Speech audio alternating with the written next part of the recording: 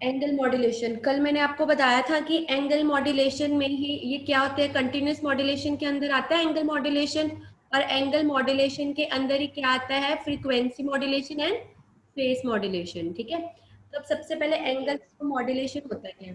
In angle modulation the total angle of the carrier is varied in accordance to the message signal amplitude variations. ठीक है, कि इसमें क्या होता है कि देखो कि जो टोटल एंगल होगा, जो भी टोटल एंगल होगा वो कैसे वेरी करेगा, वो वेरी करेगा कैसे, मैसेज सिग्नल के अकॉर्डिंग। ठीक है, उसकी एम्पलीट्यूड वेरिएशन के अकॉर्डिंग। अब देखो ये c T is equal to A C cos 2 pi F C t plus 5। अब देखो ए सी क्या है, ए सी क्या है, एम्पलीट्यूड। ठीक है, और देखो एफ सी क्या है, फ्रीक्वेंसी, और फाइव क्या है, फेज। ओके, ठीक है। तो अब देखो जो एसी है, एम्पलीट्यूड जो मॉड्यूलेशन है, एसी हमने एम्पलीट्यूड को हमने पहले हम पिछले लेक्चर्स में कर चुके हैं, एसी का एम्पलीट्यूड को हम कैसे मॉड्यूलेशन करते हैं एम्पलीट्यूड की। ठीक है, अब देखो cos 2 pi F C t plus 5। अब एफ सी क्या है, फ्रीक्वेंसी ऑफ द कैरियर, और फाइव क्या है, फेस। तो देखो अब इसमें क्या लिखे, आगे लिखे is equal to A C cos theta t. तो थीटा टी क्या है, theta t is equal to 2 pi F C t plus 5। तो theta t is equal to total angle 2 pi F C t plus 5। इसका मतलब क्या हुआ कि angle modulation में, कि अगर हम एंगल को वेरी करते हैं, अगर हम फ्रीक्वेंसी को वेरी करेंगे एफ सी, या हम फेस को वेरी करते हैं, तो उसके साथ क्या होगा, जो एंगल है थीटा टी वो वेरी होगा ही होगा। ठीक है, समझ आ रहा है। देखो ए सी कॉस थीटा टी, तो थीटा टी मतलब अगर हम फ्रीक्वेंसी को वेरी करते हैं, अगर एफ सी वेरी होगा, ठीक है, तब भी थीटा टी में चेंज आएगा।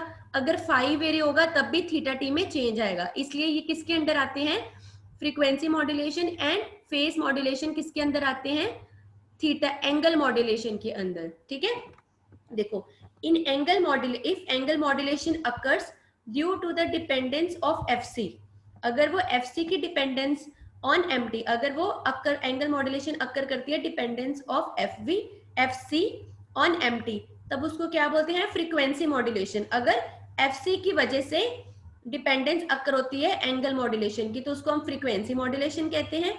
अगर एंगल मॉड्यूलेशन अकर क्यों होती है, डिपेंडेंस अपॉन फाइव, अगर फाइव की वजह से डिपेंडेंस होगी उसकी अकर, तब उसको क्या बोलेंगे, फेस मॉड्यूलेशन।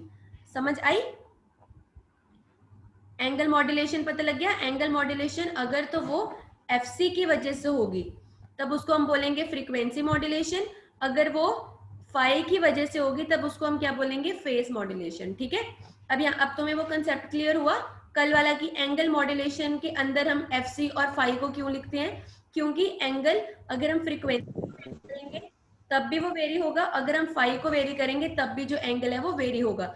इसलिए कंटिन्यूस मॉड्यूलेशन के अंदर एंगल मॉड्यूलेशन में फ्रीक्वेंसी मॉड्यूलेशन एंड फाइव ये फेस मॉड्यूलेशन आता है। ठीक है, और फाइव को हम कैसे रिप्रेजेंट इसका कैसे, यूनिट्स में। ठीक है, रेडियंस, और total theta t is the total angle, और फ्रीक्वेंसी को हम कैसे करते हैं, हर्ट्स। फ्रीक्वेंसी की पता है ना, यूनिट हर्ट्स होती है। ठीक है, ये चीज समझ आ गया। Yes ma'am. एंगल मॉड्यूलेशन का कंसेप्ट क्लियर हो गया।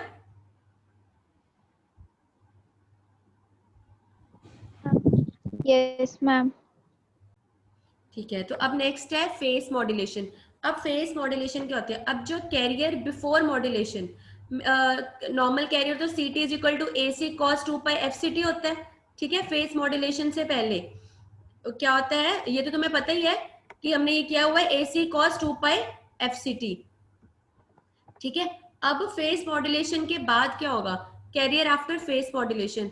तो जब हम फेस मॉड्यूलेशन के बाद कैरियर क्या होगा, ए सी cos 2 pi F C T, और साथ में क्या आ जाएगा, फेस आ जाएगा, दैट इज फाइव टी। ठीक है, तो अब फाइव टी जो है, फाइव टी को हम रिप्रेजेंट किस में करते हैं, रेडियन में। तो फाइव टी की वैल्यू क्या होगी, केपी एम टी। तो केपी क्या होगा, केपी की यूनिट होगी radian per volt, and m t is equal to volt. अब देखो ये कैसे है, रेडियन पर वोल्ट। देखो five t is equal to radian, radian में है, इसका मतलब यहाँ पे भी हमारी जो वैल्यू है वो रेडियन में होनी चाहिए। ठीक है, तो हमने देखो, और एम टी हमें पता है कि वो एम्पली जो मैसेज सिग्नल है एम टी, वो किस में होता है, वोल्ट्स में होता है। ठीक है, तो ये तो वोल्ट होगा। तो अगर हम देखो रेडियन पर वोल्ट करेंगे तो वोल्ट और वोल्ट कैंसिल हो जाएगा और यहाँ पे क्या रह जाएगा, रेडियन। ठीक है, समझ आया? तो इसलिए ये क्या है, इसकी value yes. Radian per volt. ठीक है, क्योंकि जब mt यहाँ पे वोल्ट है, क्योंकि फाइट इज इन रेडियन, तो हमें जो आंसर है वो रेडियन में चाहिए। तो हम क्या करेंगे, रेडियन पर वोल्ट इसकी जो वैल्यू होगी तो volt volt into volt cancel हो जाएगा, वोल्ट डिवाइडेड बाय वोल्ट, और क्या रह जाएगा हमारे पास, रेडियन। ठीक है, अब इसमें केपी होता क्या है, KP is face sensitivity of face modulator, कि फेस की सेंसिटिविटी कितनी है फेस मॉड्यूलेटर। अब ये क्या रिप्रेजेंट करता है, देखो इसका मतलब क्या है, KP specifies the change in the face for 1 volt amplitude change in the message signal. मतलब कि केपी क्या बताता है कि केपी में कितना चेंज आएगा अगर 1 वोल्ट मैसेज सिग्नल में चेंज आता है। मतलब अगर 1 वोल्ट जो मैसेज सिग्नल है उसमें अगर हम 1 वोल्ट के विद रिस्पेक्ट टू चेंज होता है तो केपी मतलब फेस में कितना चेंज आएगा। ठीक है, अगर 1 वोल्ट में अगर 1 वोल्ट चेंज होता है मैसेज सिग्नल तो उसमें फेस में कितना चेंज आएगा। ठीक है, वो हमें क्या बताता है, केपी। केपी हमें ये बताता है कि फेस में कितना चेंज आएगा अगर 1 वोल्ट मैसेज सिग्नल चेंज होता है। ठीक है, अब देखो for m t is equal to zero, अगर हम m t is equal to zero कर देते हैं, अब यहाँ पे मतलब m t is equal to zero, तब क्या होगा, नो मॉड्यूलेशन जो फाइव टू है वो जीरो हो जाएगा। अगर ये जीरो है तो ये सारी टर्म जीरो हो गई। इसका मतलब अगर एम टी जीरो है, अगर मैसेज सिग्नल जीरो है तो फेस में कोई भी चेंज नहीं आएगा, वो क्या हो जाएगा, जीरो हो जाएगा। समझ आई? ठीक है, अब नेक्स्ट देखो है फ्रीक्वेंसी मॉड्यूलेशन। अब फ्रीक्वेंसी मॉड्यूलेशन क्या होता है, फ्रीक्वेंसी मॉड्यूलेशन में क्या होगा कि फ्रीक्वेंसी चेंज होती है कैरियर सिग्नल की। ठीक है, और फेस में क्या है, फेस चेंज होता है कैरियर सिग्नल का। अब फ्रीक्वेंसी मॉड्यूलेशन, अब देखो frequency of the carrier before modulation, उसको हम कैसे रिप्रेजेंट करते हैं, एफ सी से, मॉड्यूलेशन से पहले। और आफ्टर मॉड्यूलेशन, जब मॉड्यूलेशन हो चुकी है तब फ्रीक्वेंसी को हम कैसे रिप्रेजेंट करते हैं, एफ आई, इंस्टेंटेनियस फ्रीक्वेंसी। ठीक है, तो एफ आई इंस्टेंटेनियस फ्रीक्वेंसी, कल मैंने तुम्हें लिखवाया भी था ये। तो f i is equal to हम क्या होगा, एफ सी मतलब जो कैरियर फ्रीक्वेंसी है प्लस के एफ एम टी। ठीक है, और एफ आई को इंस्टेंटेनियस फ्रीक्वेंसी की यूनिट्स क्या होंगी, हर्ट्स, कैरियर फ्रीक्वेंसी की भी क्या होंगी, हर्ट्स होंगी। ठीक है, और एमटी की हमें पता है वोल्ट्स है, तो के एफ की क्या होगी, अब देखो हर्ट्स में हमें चाहिए तो के एफ की क्या होगी, हर्ट्स अपॉन वोल्ट, तो वोल्ट वोल्ट कैंसिल हो जाएगा तो ये क्या टर्म आ जाएगी हर्ट्स में। ठीक है, तो एफ आई की के एफ की वैल्यू क्या होगी, यूनिट्स क्या होगी, हर्ट्स अपॉन वोल्ट। तो अब यहाँ पे के एफ क्या है, KF is the frequency sensitivity of frequency modulator. जैसे यहाँ पे KP था फेस सेंसिटिविटी फेस मॉड्यूलेटर की, तो यहाँ पे KF क्या है, frequency sensitivity of frequency modulator. ठीक है, अब देखो KF क्या बताता है कि कितना अमाउंट ऑफ फ्रीक्वेंसी चेंज होगा अगर कैरियर सिग्नल 1 वोल्ट से चेंज होता है। समझ आया?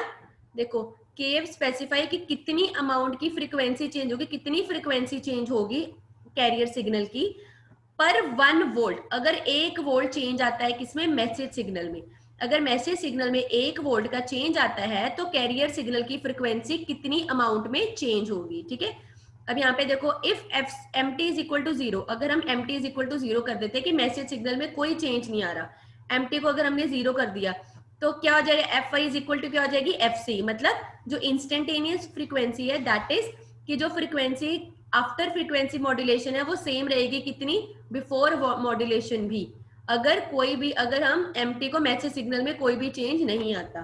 समझ आया? ये पता लग गया face modulation and frequency modulation के बारे में। हाँ जी, जो कल था वो कंसेप्ट अब यस। हो गया। ठीक है, अब ये देखो, अब फ्रीक्वेंसी मॉडल, अब विद एन एग्जांपल तुम्हें समझाते हैं। देखो अब जैसे फॉर एग्जांपल यहाँ पे हमने लिया है एक एम्प्टी मैसेज सिग्नल। ठीक है, ये हमारा क्या है, फ्रीक्वेंसी मॉड्यूलेटर।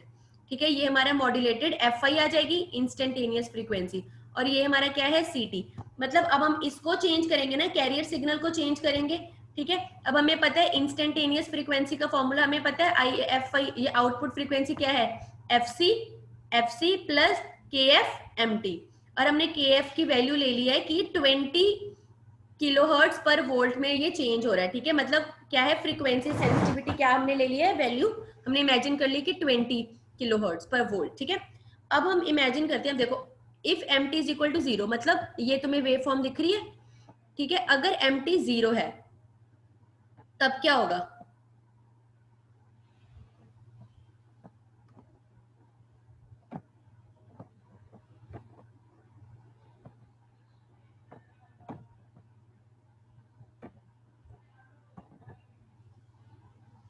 देखो, अगर एम टी क्या है,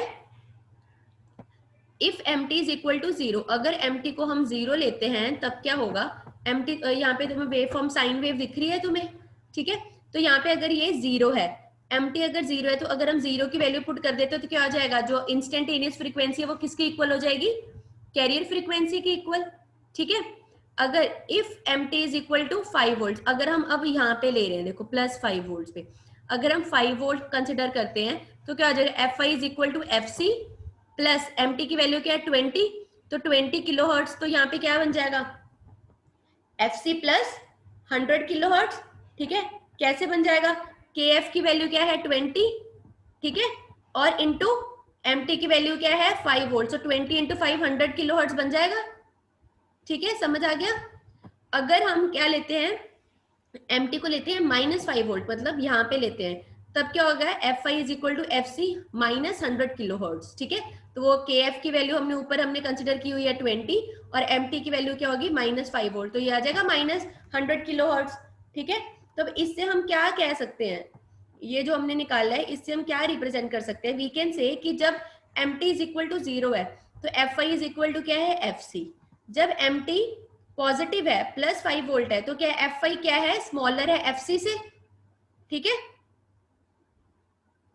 नहीं, सॉरी, स्मॉलर नहीं, ग्रेटर है एफ सी से, because equal f C plus 100 kilo hertz है, तो एफ आई के इंस्टेंटेनियस फ्रीक्वेंसी ज्यादा है एफ सी से। और अगर हम एम टी को नेगेटिव लेते हैं तो क्या है? जो एफ आई है वो क्या है? स्मॉलर है एफ सी से, ठीक है। तो वो क्या है? एफ सी से कम है। समझ आया? समझ आ गया? Yes ma'am. किसी को कोई डाउट? हाँ जी, कनिका, अंशुमन है क्लास में? Yes ma'am. कनिका, अंशुमन, नितिका, कोमल,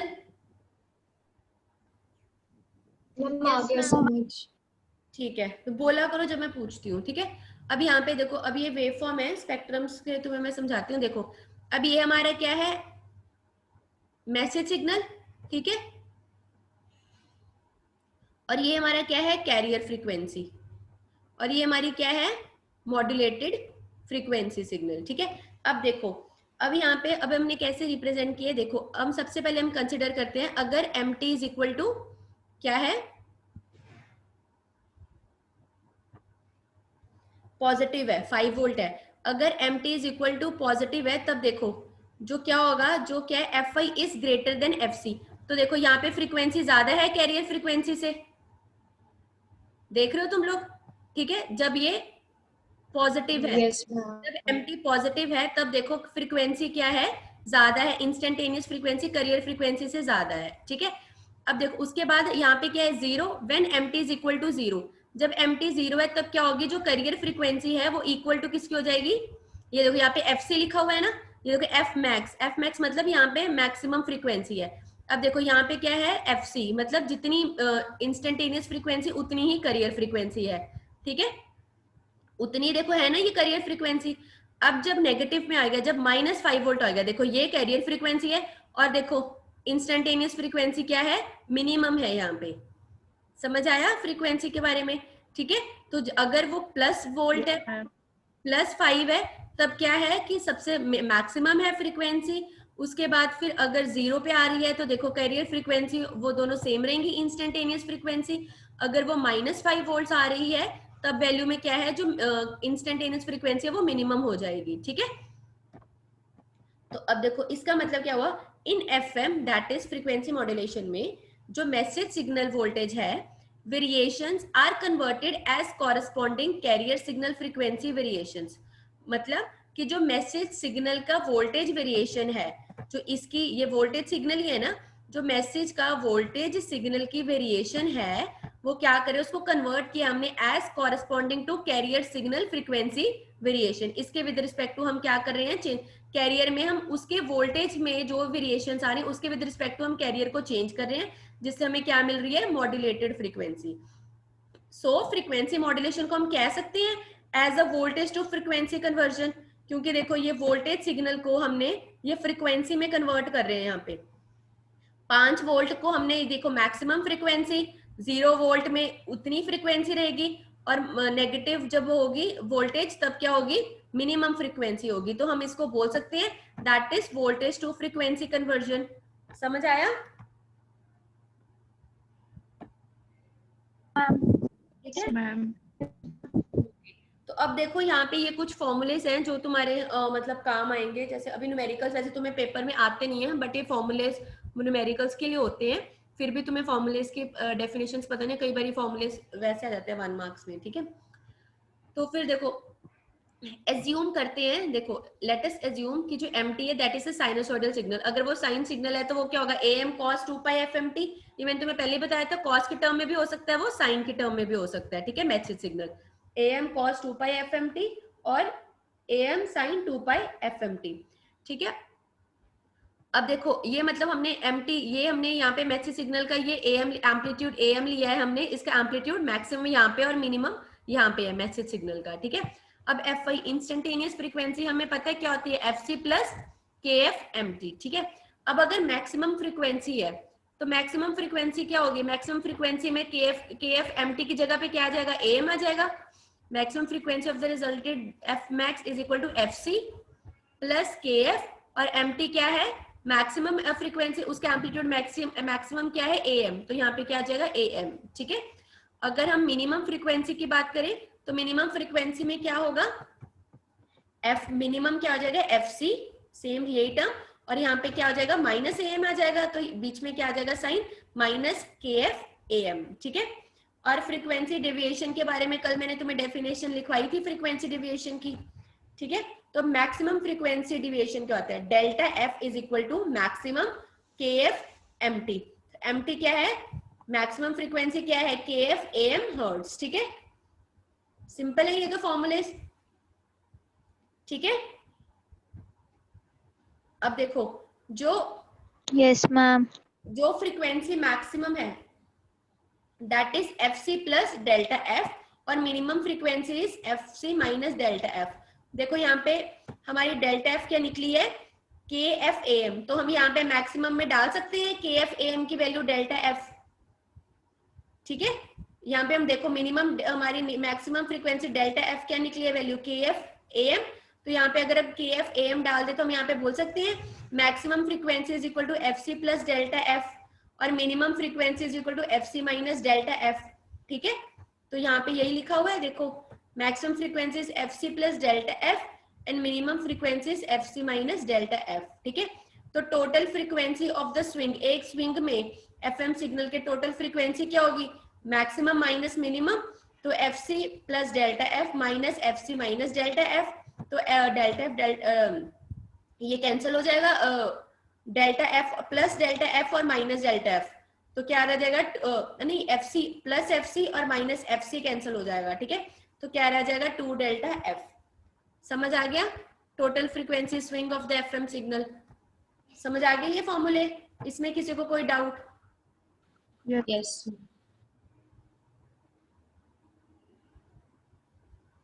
क्लियर? अब आगे है हमारी general expression for FM signal. अब फ्रीक्वेंसी सिग्नल की जनरल एक्सप्रेशन। अब देखो कैरियर सिग्नल हमने किया ही था, कैरियर सिग्नल सीटी क्या है, AC cos 2 pi FCT plus 5।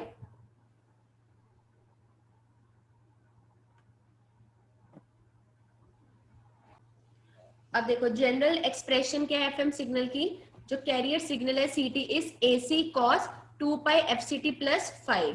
ठीक है, अब AC cos थीटा टी तुम मैंने बताया था, theta t angle is equal to 2 pi FCT plus 5। अब यहाँ पे हमारा फाई क्या होगा, कांस्टेंट। क्यों कांस्टेंट होगा, क्योंकि हम क्या करें, हमने फ्रीक्वेंसी को मॉड्यूलेट करना है, तो अगर हम फ्रीक्वेंसी को मॉड्यूलेशन में करना है तो हम क्या करेंगे, फेज को कांस्टेंट रखेंगे। ठीक है। तो यहाँ पे हमारा फाई क्या है, कांस्टेंट। जब हम फेस मॉड्यूलेशन करेंगे तब हम क्या करेंगे, फ्रीक्वेंसी को क्या रखेंगे, कांस्टेंट, और फेस में वेरिएशन करेंगे। ठीक है। तो अब देखो, अब हमने सबसे पहले क्या करना है, डिफरेंशिएट करना है दोनों को, साइड्स को, कैसे, विद रिस्पेक्ट टू टी। तो यहाँ पे क्या आ जाएगा, d theta t by d t is equal to, ये कांस्टेंट है तो यहाँ से टी हट जाएगा, ये क्या देगा 2 पाई एफ सी। ठीक है।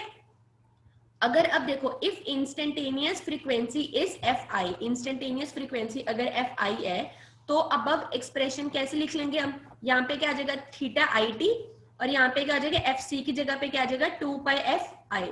ठीक है, यही टर्म बन जाएगी। इसमें किसी को कोई डाउट, अगर हम कैरियर फ्रीक्वेंसी की जगह पे इंस्टेंटेनियस फ्रीक्वेंसी ले रहे हैं, तब यहाँ पे थीटा आई आ जाएगा और यहाँ पे एफ सी की जगह पे एफ आई आ जाएगा। ठीक है, इसको हम एज्यूम कर लेते हैं इक्वेशन नंबर 1। अब हमने क्या करना है, इंटीग्रेट करना है इक्वेशन 1 को। जब हम इंटीग्रेट करेंगे इक्वेशन 1 को, तो यहाँ से डी बाई डी टी हट जाएगा। ठीक है, इंटीग्रेशन में तो ये क्या आ जाएगा, theta I T is equal to, तो यहाँ पे 2 पाई कांस्टेंट है वो बाहर आ जाएगा, और integration of F I D t. ठीक है, ये तो सिंपल इंटीग्रेशन की हुई है, तो that is 2 pi is equal to 0 से लेके टी तक। तो अब एफ आई की हमें वैल्यू पता है, एफ आई क्या होता है, एफ सी प्लस के F M T D t. ठीक है, हमने पीछे अब हमने वैल्यूज निकाली थी कि वो इंस्टेंटेनियस फ्रीक्वेंसी क्या होती है, that is F C plus के F M T D T. तो अब यहाँ पे देखो, theta I T is equal to 2 pi F C T. यहाँ पे अब हमने वैल्यूज पुट करके, हमने देखो यहाँ पे वो तुम्हें पता ही है, t माइनस 0 हो जाएगा एफ सी की जगह पे, तो t माइनस 0 हो जाएगा, तो यहाँ पे क्या आ जाएगा 2 पाई एफ सी टी आ जाएगा। ये तुम्हें पता ही है, तुमने इंटीग्रेशन तुम्हें आती है, 2 पाई एफ सी टी आ जाएगा। ठीक है, t माइनस 0 से, तो 2 पाई एफ सी टी आगे वाली टर्म प्लस 2 पाई के एफ, ये देखो यहाँ से के एफ कॉन्स्टेंट है, के एफ बाहर आ गया 2 पाई के साथ, तो क्या हो जाएगा इंटीग्रेशन ऑफ एम टी।